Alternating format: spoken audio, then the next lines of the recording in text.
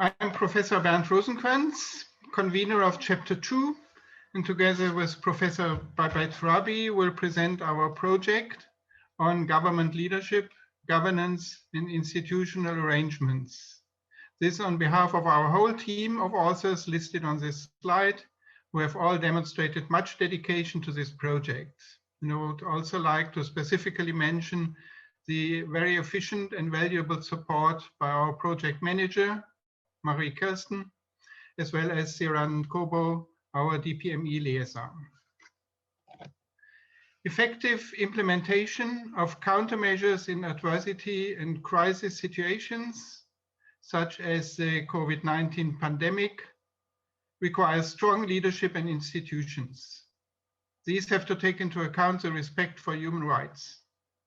In fact, crisis situations such as this pandemic are a challenge to the strength of the society's adherence to human rights norms.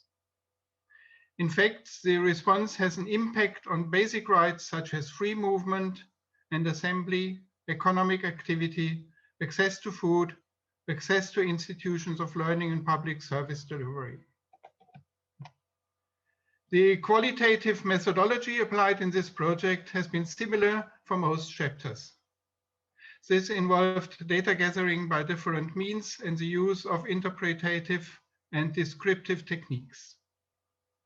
Specifically, all authors would like to express their gratitude to the various senior, national, provincial, and municipal officials, expert professionals, and various stakeholders that participated in the interviews that informed this research.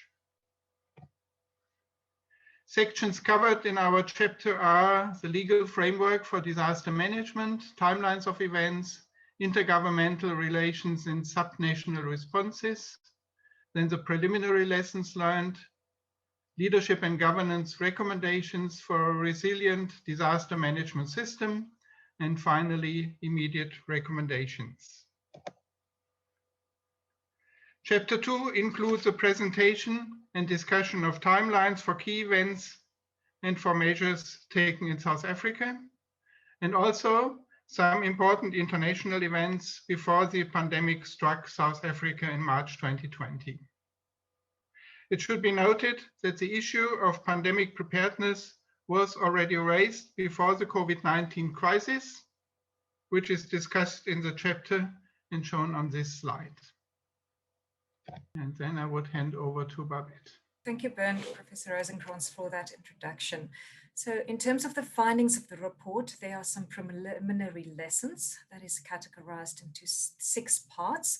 And first, in terms of the quality of leadership, the report finds that South Africa was generally recognized for the quality of leadership and the fast response to the pandemic.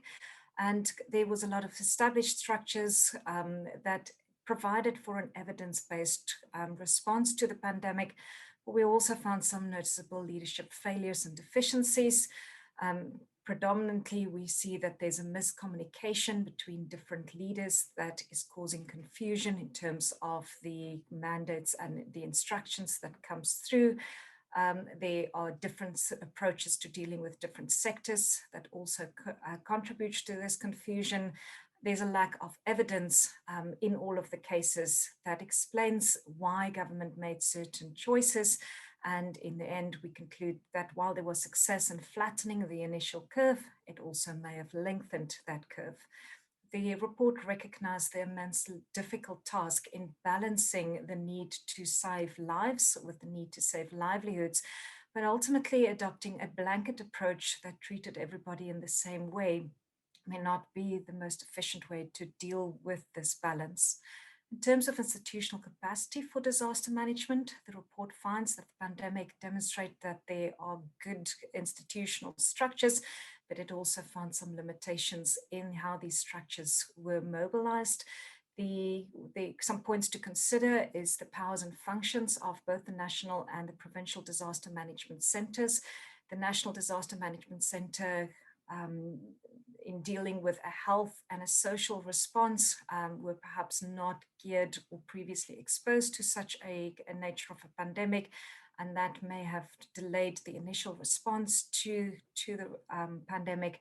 And we also see that at provincial level, provinces that dealt with similar disasters before or had some systems in place were generally faster to respond and easier to mobilize than in those provinces where this was not the case. So a question perhaps on what kind of structures should be put in place, what kind of capacity needs to be built to ensure that when we face similar kinds of disasters, such as a pandemic that affects everybody, how do we really respond to it in the most efficient way? There's a need for a coordinated strategy to manage the financial repercussions from the pandemic, and this spans both public, private, and civil society. In the public sector, we see that especially in local governments, in provinces, there was a significant shift in budget to deal with the human response to the pandemic, providing social assistance, providing housing to the homeless that was not provided for in the budget. And the question is, how do we deal with some of these financial repercussions on an ongoing basis? We also see that in the private sector, some response and some support were provided to sectors initially, but there's a longer term effect and recovery period that still lies ahead, specifically also as we face further waves of this pandemic. And then in terms of the civil society approach, a large debate on the provision of social assistance and the continuation, given the unemployment figures that we face, also then contributing and worsened by the pandemic. The need for a coordinated disaster response across government and also with private and non-government sectors has been emphasized through this pandemic and also found in the report. We found that there are good pockets where government with the private sector and NGOs managed to mobilize the response. The question is, how do we mobilize some of this energy and momentum to also address many of the other development challenges that we face as a society? The pandemic also showed some weaknesses in IT and data management systems, and also weaknesses in the transparent flow of information that is required for a successful response. Moving to the role and the performance of the disaster management structures, the report finds that there were high levels of institutional commitment in the structures that were put in place to coordinate the pandemic, especially in the first 2-3 months. People worked around the clock, really extremely hard to put the various components of a strategy in place and to deal with factors as they emerged. But some points to consider here, I think some of the structures that were put in place is not provided for in the Disaster Management Act, as will be discussed in Chapter 3, and this raised questions on the mandate and the legality of these structures.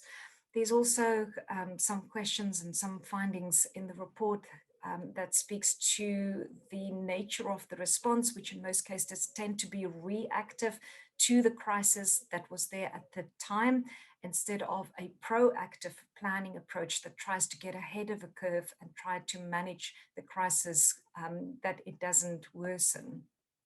There was a lack of transparency in the decision-making, and one of the negative consequences of that is that it undermined public trust in government to coordinate our COVID response. In terms of the healthcare sector, the pandemic showed the backlog in public health facilities and also unequal access to quality healthcare. Some points to consider here is the lack of materials, the initial lack of protective equipment, the lack of human resources to deal with the pandemic, especially when these human resources then is at most risk of also falling ill to the sickness. There was inadequate protection of the most vulnerable groups, and most disconcertingly, there was a significant decline in non-COVID patients as the hospitals and other healthcare facilities battled with managing the COVID pandemic. And the long-term effects of this is yet to be determined, but unfortunately, if people do not get treatment for underlying diseases or emergency treatment, that also has a negative effect on your population. In terms of government and society, I've already emphasized the value of the relationships that this joint response created between the private sector, the non-government sector, and the public sector. There are also some points to consider here. The initial response required rapid executive action, And under the Disaster Management Act, it bestowed certain powers to the executive, but it also undermined and compromised political oversight over these decisions at a time where the impact on human lives and ethical considerations is at its maximum. And so the question is, how do you balance democratic practice with these executive actions? I think the impact of the health crisis on society and economy was underestimated. Given the lessons learned, how do we plan better in the future for similar kind of disasters and pandemics? As the pandemic progressed, there was a general sense of lockdown fatigue, worsened by the loss of income, and this led to a decline in behavioral compliance to social distancing protocols. And I think the challenge in instilling this behavioral change was underestimated and underplanned for in the structures that was created to respond to the pandemic. In terms of corrupt practices, National Treasury relaxed procurement procedures to facilitate emergency response. And unfortunately, this resulted in some cases in a surge of corrupt practices, which undermined people's trust in government to respond to the pandemic in an ethical manner. And I think here there's a need to develop approaches that allows for emergency procurement while still retaining the necessary transparency and safeguards. Overall, the conclusions is that to establish effective disaster management, there's a requirement for well-capacitated disaster management centers to lead the response that is at different spheres of government, but also in different sectors and in different government departments, and that these are not ad hoc functions, but the really critical support functions that is actively planned for. There's a need to ensure that there's clearly legislated mandates for all actions, and perhaps to reconsider some of the legislation that one does not need to go to a Disaster Management Act to respond to health pandemics, but there may be other legal measures that is more efficient in dealing with the response that is required. There's a need in disaster management for continuous clear communication to coordinate the response. There's a significant importance in transparency and accountability in the decisions as one manages the crisis. This requires efficient data management systems that can inform quick responses.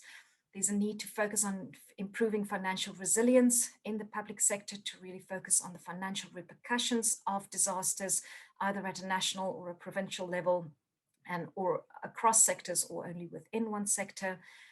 One needs to strengthen the cooperation between the government spheres, the non-public and private sectors to ensure coordinated response and coordinated financial response to such disasters. Active engagement of the public to get them to buy into the strategy and move towards successful behavioral response changes.